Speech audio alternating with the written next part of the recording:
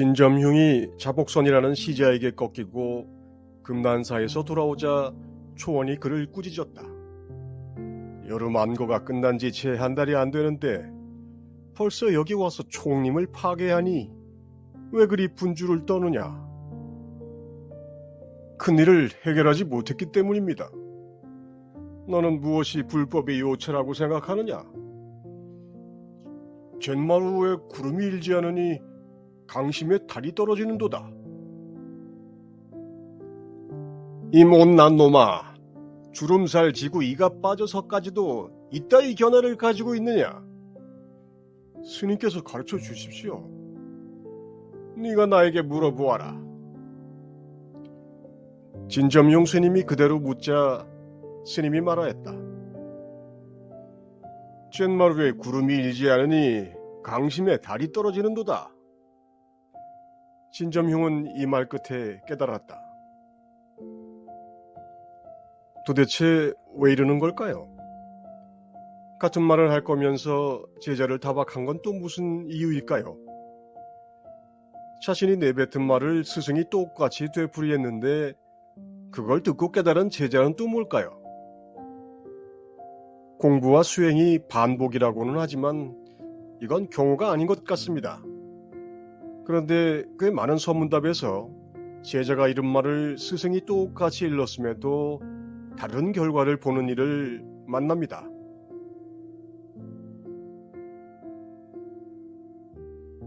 용성이 하루는 제자 고봉에게 말했다. 고봉아, 백운산 화가원 농장에 복숭아밭 소식을 한마디 일러라.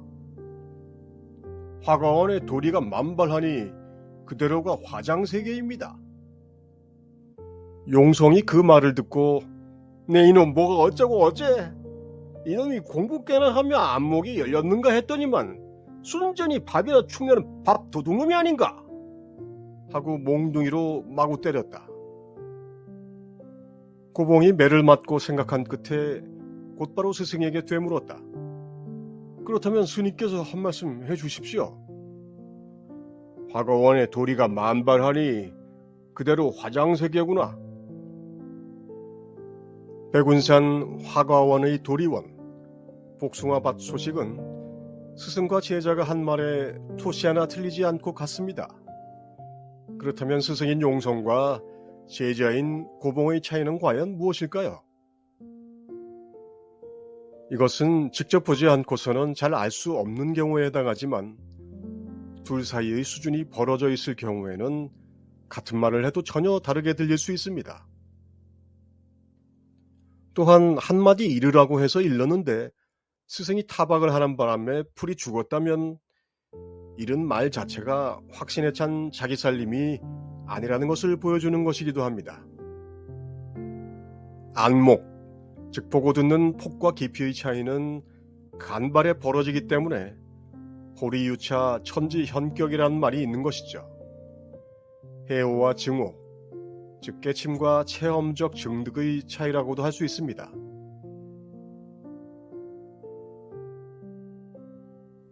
선과 깨달음에서 이미 한번 본 적이 있지만 이와 같은 사례로 함께 들을 수 있는 공안이 바로 병정동자 레구화입니다. 다시 한번 보죠. 법안이 그의 문화에 들어와 감원 일을 하면서 한 번도 법문을 청하지 않은 현칙에게 물었다. 나에게 묻지 않는 이유라도 있느냐? 전 이미 청림화상 문화에서 한 소식 했습니다. 그래, 어디 한번 설명해 보아라. 제가 무엇이 부처입니까? 라고 물었더니 병정동자 레구화라고 하셨는데 그때 그 뜻을 알았습니다. 그래, 잘못 알았을까 두렵구나. 설명해 보아라. 병정은 불이니 불이 불을 구한다는 말입니다. 부처가 부처를 구한다는 뜻이 아니겠습니까? 과연 너는 잘못 알았다. 현칙이 수긍하지 않고 일어나 나갔는데 생각할수록 개운치가 않아 다시 돌아와 법안에게 물었다. 무엇이 부처입니까? 병정동자가 불을 구하는구나. 같은 말을 더 깊이 할 수 있는 경지라는 것이 있습니다. 이것은 사회적 위치나 전문적 자격을 가진 사람이 상식을 이야기했을 때 더 신뢰가 가는 것과는 많이 다릅니다. 이 깊이를 알아볼 수 있는 것 또한 선의 특징입니다. 말의 격이 아니라 말하는 자의 배경과 맥락을 이루는 폭의 범위가 전혀 다르게 느껴지는 경우라고 할 수 있습니다. 그래서 무엇을 말하는지가 아니라 무엇을 말하지 못하는지를 보는 것이 스승의 역할이기도 합니다. 깨달음 공부 과정에서 우리는 직접 밟고 선 땅 외에는 한치도 알지 못합니다.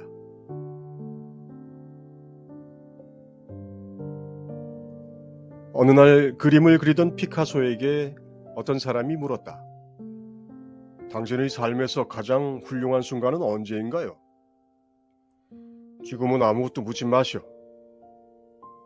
그림을 그리는 동안 나는 화가일 뿐 당신이 소문으로 들어온 피카소가 아니오.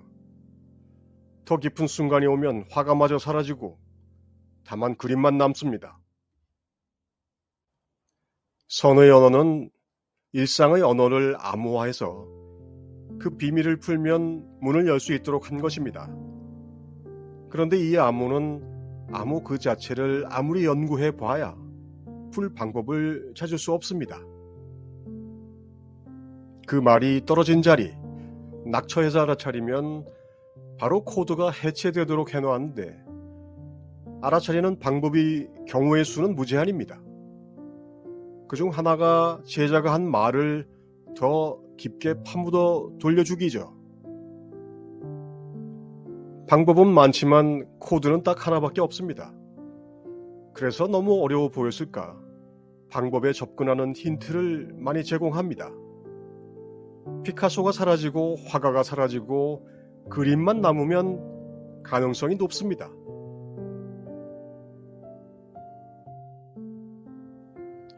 큰 스님들은 마음으로 마음에 전했습니다. 운문 스님께 청하니 무엇으로 가르침을 베풀겠습니까? 물으면 대답하겠다. 그러면 허튼 말씀은 아니겠습니다. 묻지 않으면 대답도 안 한다.